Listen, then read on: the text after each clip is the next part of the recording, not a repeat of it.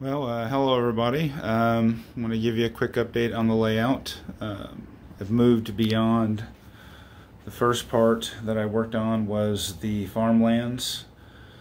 Put the grass in using quilt batting, low loft quilt batting, latex paint, and then ground cover. Then essentially place the trees and stuff where they are. Carved out from the foam bed a river gorge, which I'm going to save for last to work on.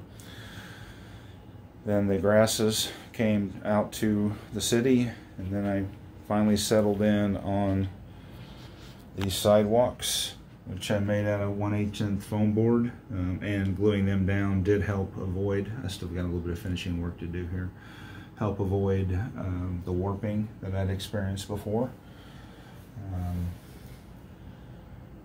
You essentially see the sidewalks here. I still got a little bit of work to do there, finishing work. Then I've got the Lionel Diner up against the tracks here, laid in a little gravel pull-off area here between it and the depot. The rear part, I've got the Sully's Tavern and the Sauerkraut Factory in, and again little gravel pull-offs for both of their loading and unloading areas. Now I've moved on to start to work over here by the door factory. Currently debating whether to put a sidewalk in front of the Morrison Door Factory or not, and instead put hedges or grasses or something along those lines. I feel there should be a sidewalk there, and that's probably the way I'm going to go. But anyway, want to give a quick update, let you guys know where I'm at. And thanks for all the advice.